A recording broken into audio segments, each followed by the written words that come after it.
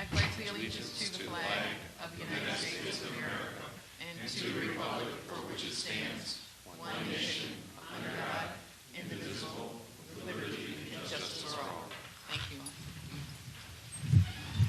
Roll call, please. Alexander? Yes. Henry? Yes. Human? Yes. Latif? Here. Lewis? Morgan? Yes. O'Toole? Yes. Thank you. I entertain a motion to accept the consent agenda. Second the motion. Alexander? Yes. Henry? Yes. Human? Yes. Latif? Yes. Lewis? Morgan? Yes. O'Toole? Yes. Mayor Roach, we'll go to reports. Do you have a report? Yes, we did finish the city edition. It's out to the printer. Residents should be getting that early next week. Once it's printed, our intent is to have a PDF of the city edition on our website at the end of this week. And the other thing is remind you that Community Conversations is going to be on our fifth Tuesday, which is September 29th, right, at 7 o'clock. And so that concludes my comments. We'd be happy to comment as we go along. Thank you. Thank you. Chief Newman, Fire Chief. Thank you, Council President Henry, Mayor Roche, members of council, members of the community. Our total calls for service as of August 31st, we're at 1,222 calls. We're down 7.8% over the same reporting period last year. Of that, EMS calls account for 970 calls, which is down 3.4% over last year. That's 79% of our total calls.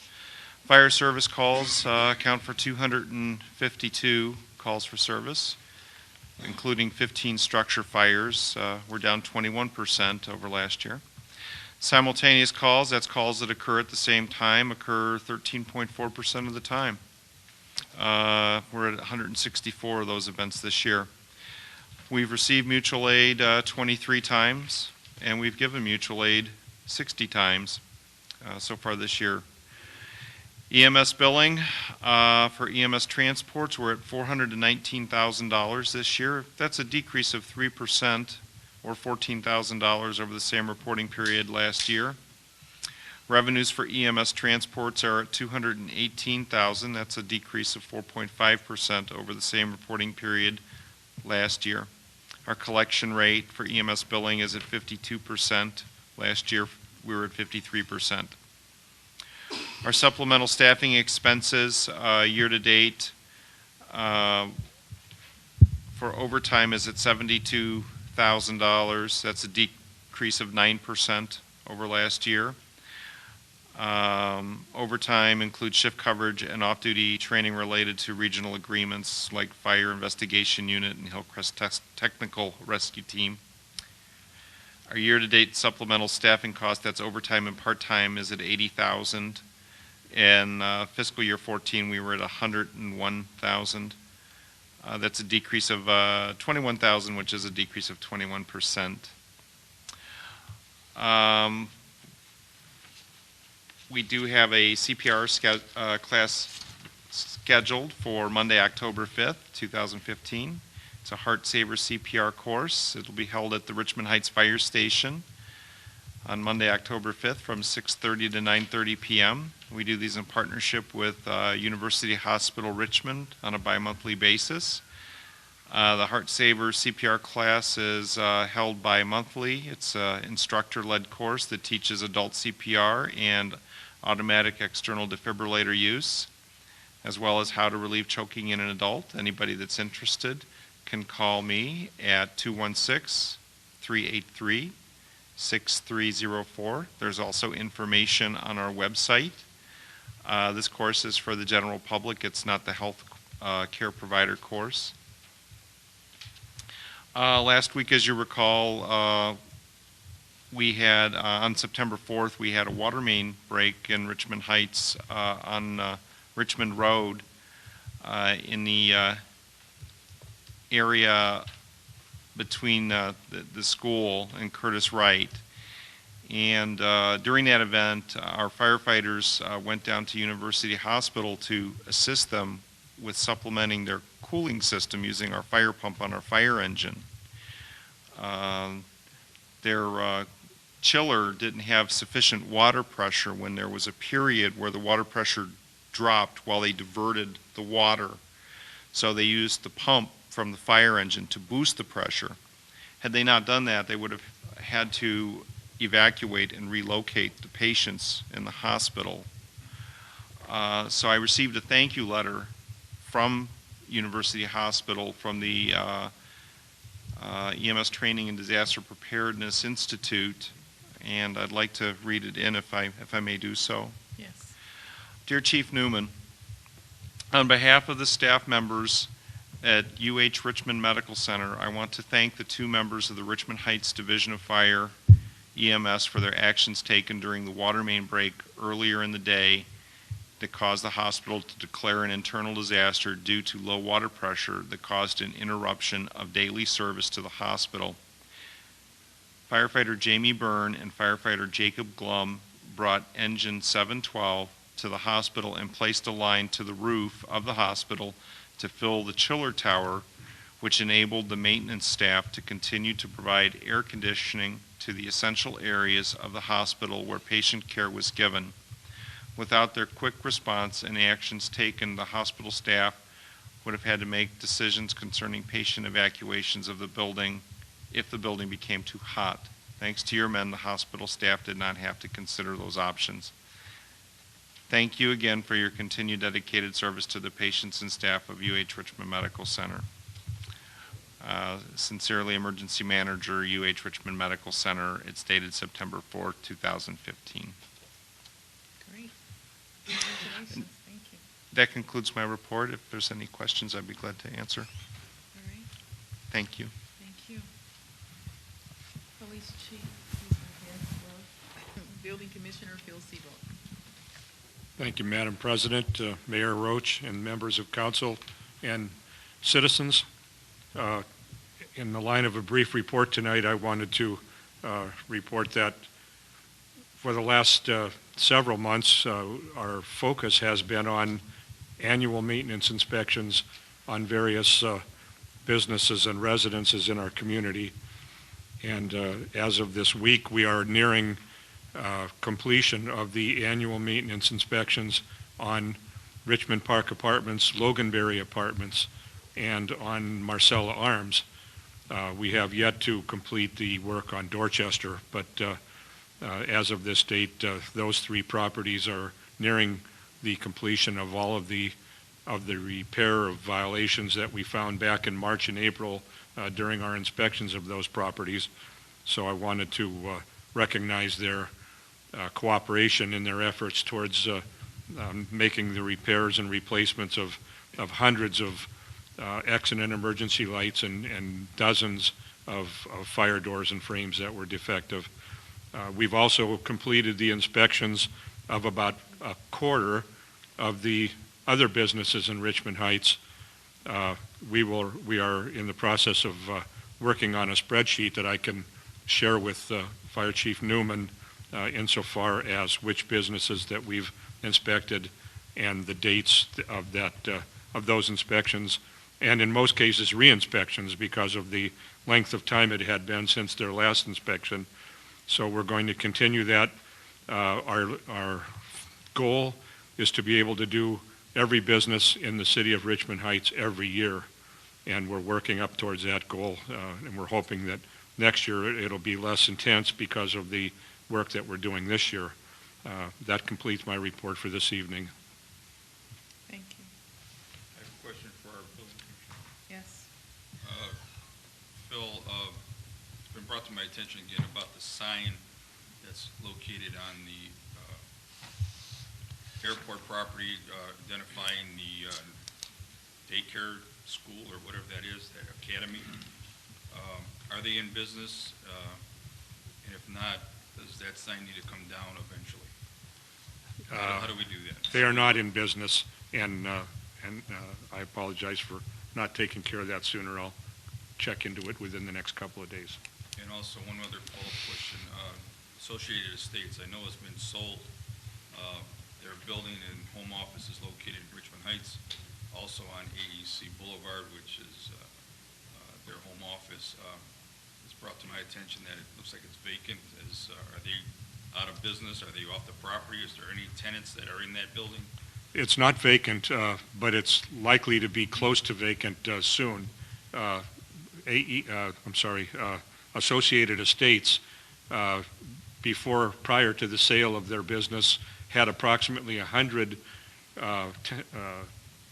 people in that office in various types of open office areas.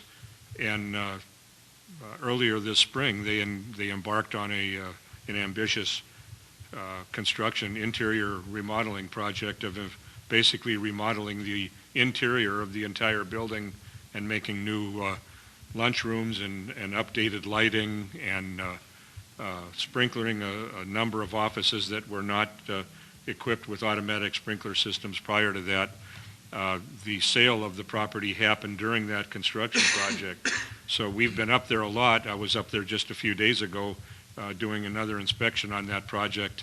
Unfortunately, by the time the project is over with, the building will be largely vacant. Their staff, they will be down to a staff of about a dozen people at that time versus, as I said, nearly 100 that were there last spring. The goal that I've been told is now to subdivide the building into 2 or 3 tenants, the layout of which now facilitates that subdivision actually. They will be looking to sublease the building to new tenants like any other office building in the city. Now, would that be Associated Estates or would it be the new company? Well, the Associated Estates was bought out by a conglomerate, and then the new owner will be looking to sublease the building, so it won't be Associated Estates anymore. The last owner of Associated Estates will be moving their offices out of the building, I'm told, by the end of this month. The road that they sit on is that a dedicated road? I think it is, yes, but I would have to check into that. I'm sure it is, yes, because we were just talking recently about the landscaping on that AEC Parkway, yes. Right. Thank you for your update. Thank you. Finance Director, Mitch McCaleb. Thank you, Madam President, Mayor Roach, members of council, and residents. Just an update on a couple of items. First of which is we are continuing with our process of identifying a candidate for the payroll clerk position. We did have an interview last week. There were a couple additional candidates who have essentially kind of taken themselves out of the running, so we're also in the process of identifying some additional candidates at this point. Hopefully we'll be doing some preliminary interviews this week, and we're working on scheduling that right now. Also, with regard to the audit team has essentially left. The field work is complete. The lead auditor is still here. She may be here through the balance of this week and possibly next. There are a couple of loose ends that she's looking to tie up, and then they should be pretty much complete with the review, and we'll move forward on closing that process fairly soon after that. And that's my report for this evening, unless there are any questions.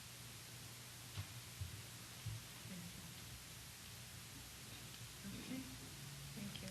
Service Director, Donald Berniski. Madam President, about a week ago, a gentleman named William Wilt stopped off at City Hall and dropped off some information about another recycling opportunity for the city.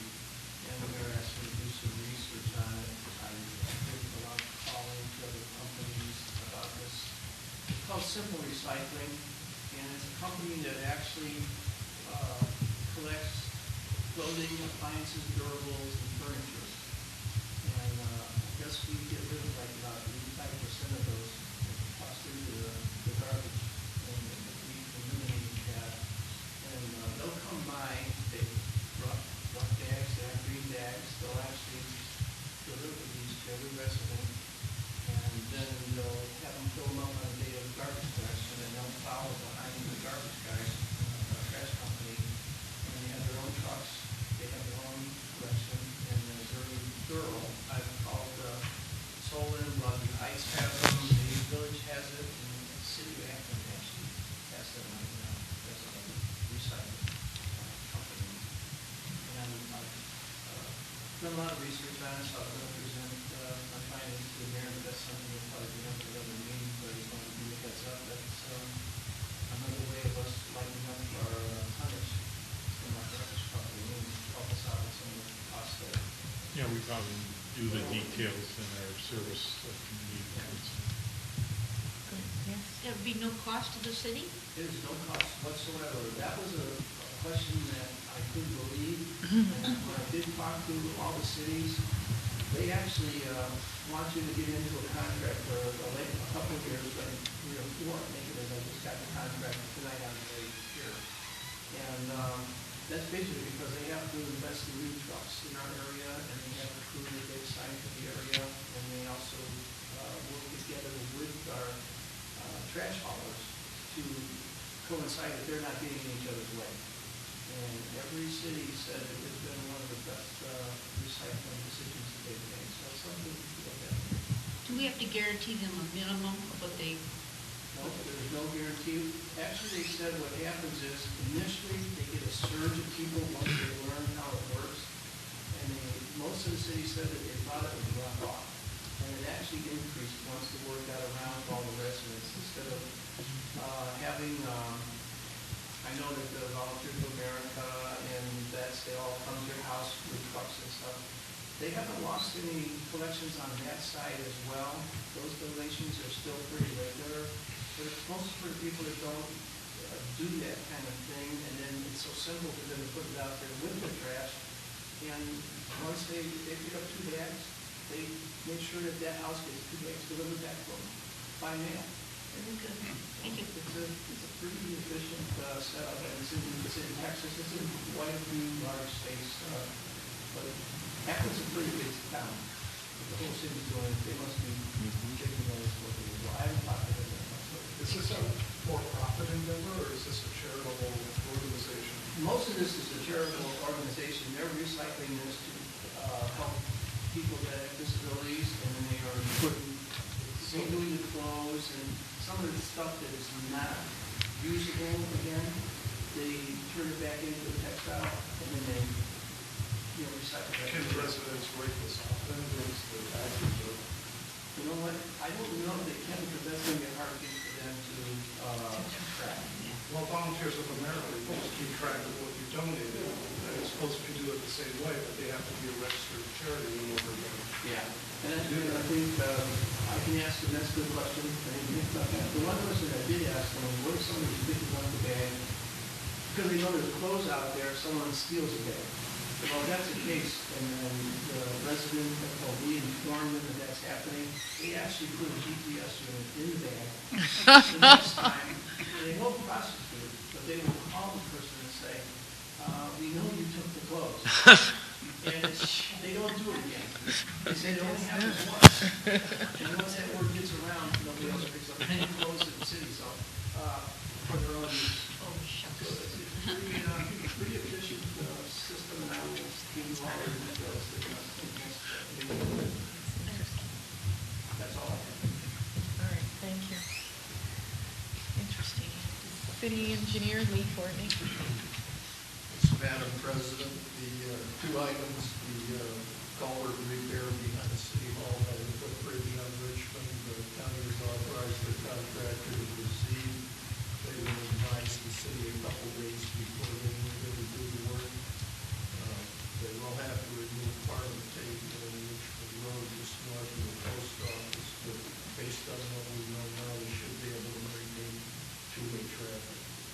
And as far as the city's road work is concerned, the asphalt work and crack filling are scheduled to start in late September, and I'm still waiting for a start date on the striping on the streets that are not affected by the asphalt or crack filling work. I will let you know when I have that. Thank you. Recreation Director Jessica Gibb. Good evening. Madam President, Mayor, members of council, and residents. The pool had their last day of operation this past Monday on Labor Day, and we are now in the process of doing walkthroughs with YMCA management staff to close up the pool for the season. We do, however, have one more event planned at the pool. Purchase at the pool will be held this Saturday at 11 a.m. Admission is a can of dog food and $1. But if you don't have dog food, that's fine. We can still get in for $2. We'll still take it. The following weekend, we have Fall Fun Fest at Greenwood Farms. I've been working with the planning committee on this event, and we have several city employees that will be volunteering their time to help out on this event for the residents. There'll be hay rides, nature walks, house tours, and more starting at 1 p.m. on Saturday, September 19th. Finally, this is something brand new. I have my first Eastside Roundtable meeting tomorrow. This is an association that has over 44 municipalities and organizations that meet quarterly to discuss all things regarding recreation on the east side of Cleveland. It was started in the mid-70s and fosters city-to-city collaboration, program sharing ideas, and networking opportunities for recreation partners. I have Richmond Heights now registered with the Eastside Roundtable group. I'm very excited to attend the meeting tomorrow and learn more about what we can do to get started working together. This concludes our report for this evening. If you have any questions.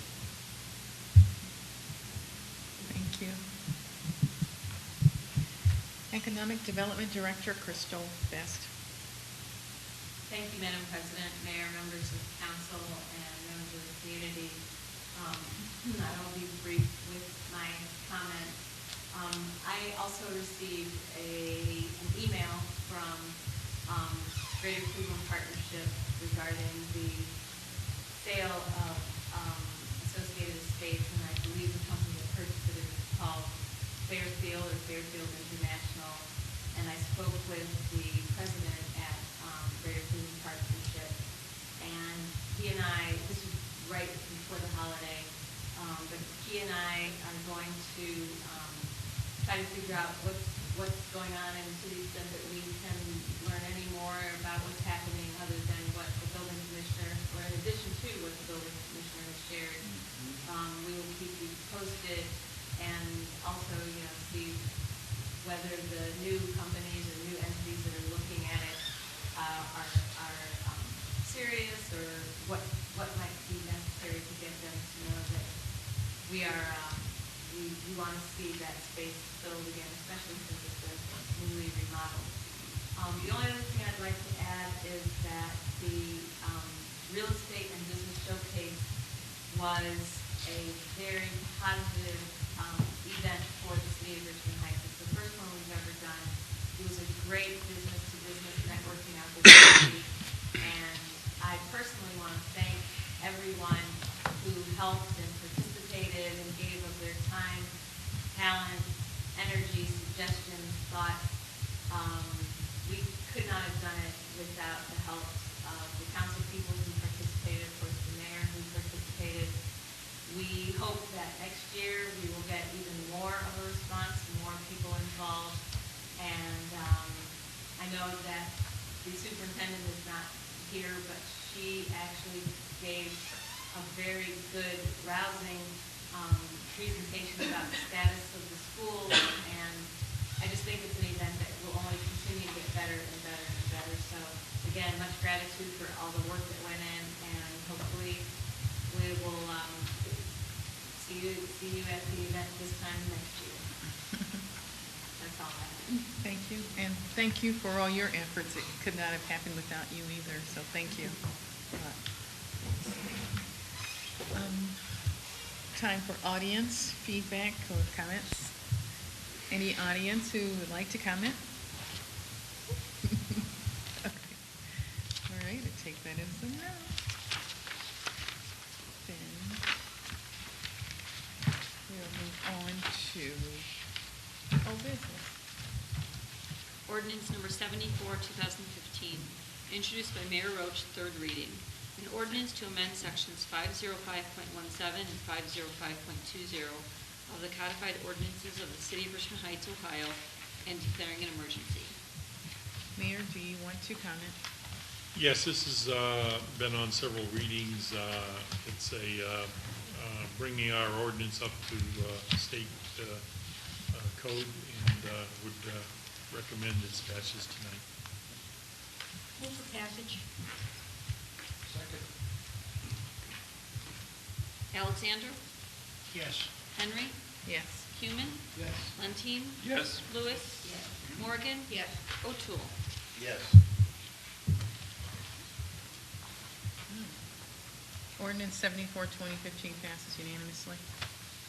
Under new business, we have ordinance number 80, 2015, introduced by O'Toole, first reading. An ordinance to make appropriations for current expenses and other expenditures of the City of Richmond Heights, State of Ohio, during the fiscal year ending December 31st, 2015, and to amend ordinance number 16 and 39, 2015, and declaring an emergency. Mr. O'Toole, do you want to comment? Yes, Madam President. This ordinance is the result of a request by our service department to acquire some really long overdue and necessary equipment to allow his guys the right tools to pick up leaves, remove snow, cut down trees. And this ordinance makes an additional appropriation and shifts some money around to allow to pay for those pieces of equipment. So I would move for suspension of the rules. Second. Alexander? Yes. Henry? Yes. Human? Yes. Lentine? Yes. Lewis? Morgan? O'Toole? Yes. Move for passage. Second the motion. Alexander? Yes. Henry? Yes. Human? Yes. Lentine? Yes. Lewis? Morgan? O'Toole? Yes. Ordinance 80, 2015 passes unanimously. Ordinance 81, 2015, introduced by Mayor Roach, first reading. An ordinance amending codified ordinance section 351.17, snow and other emergencies to include snow accumulation exceeding 2 inches and declaring an emergency. Mayor, do you want to comment? Yes, this will bring our ordinances up to matching most of the signs that are in our city. It's also very similar to those ordinances in surrounding cities. It basically establishes a no parking ban when more than 2 inches of snow is accumulated on the city streets. A lot of people don't realize, but you got a 10-foot plow plowing 2 inches of snow, you got almost a foot of snow in the curb, and when you have to go around the car, that pile of snow a foot high is now in the middle of the street and becomes a hazard. And so this will improve the efficiencies of our plowing the streets and making them look cleaner. And so I'd recommend this passage tonight. Move for suspension. Second. Alexander? Yes. Henry? Yes. Human? Yes. Lentine? Yes. Lewis? Morgan? Yes. O'Toole? Yes.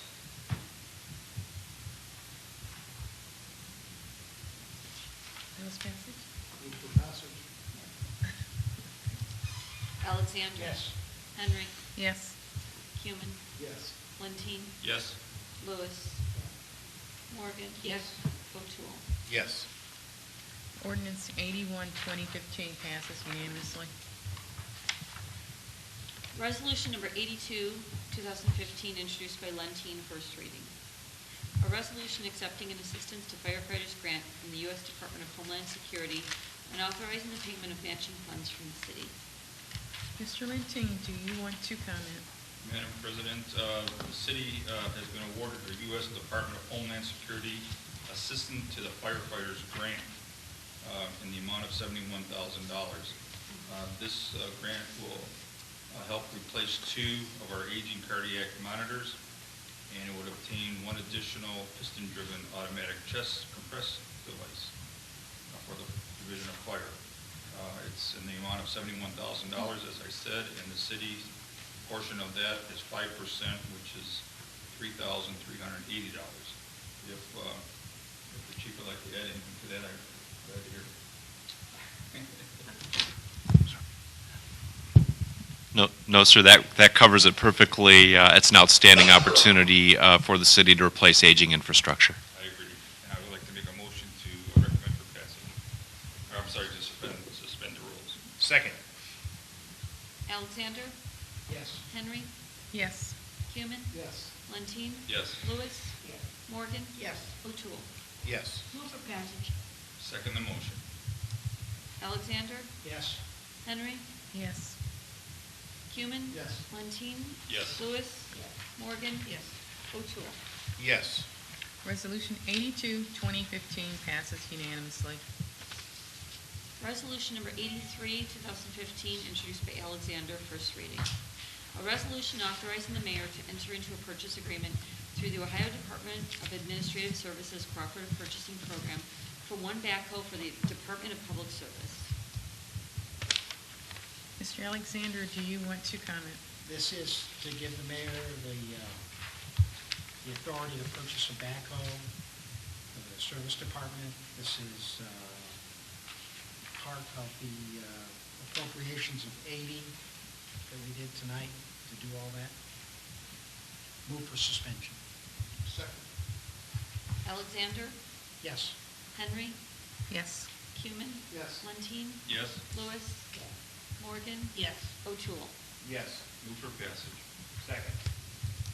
Alexander? Yes. Henry? Yes. Cuman? Yes. Lentine? Yes. Lewis?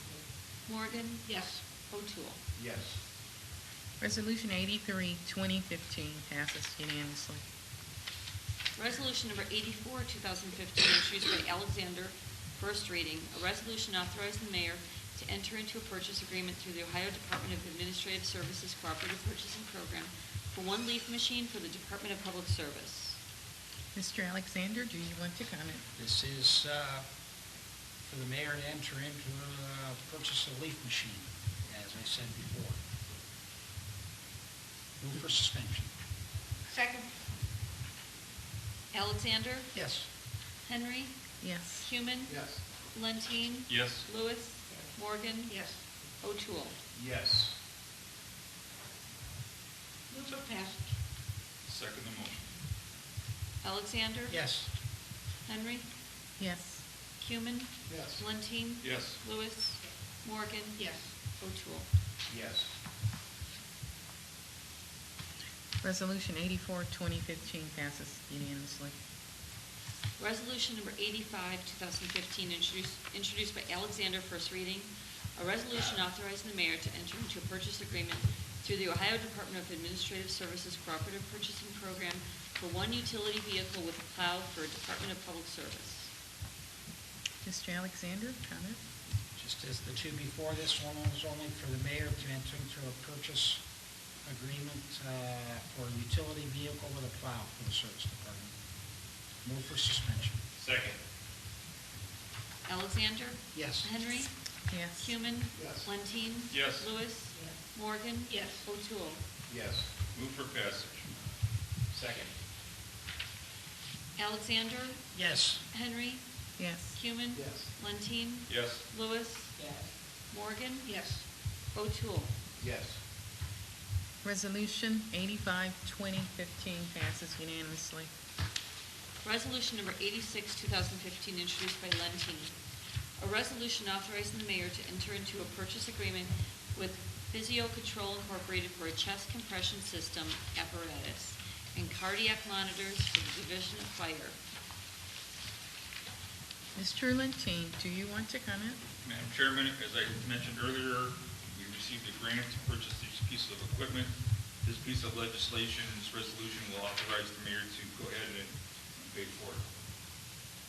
So I would recommend to suspend the rules. I second. Alexander? Yes. Henry? Yes. Cuman? Yes. Lentine? Yes. Lewis? Yes. Morgan? Yes. O'Toole? Yes. Move for passage. Second.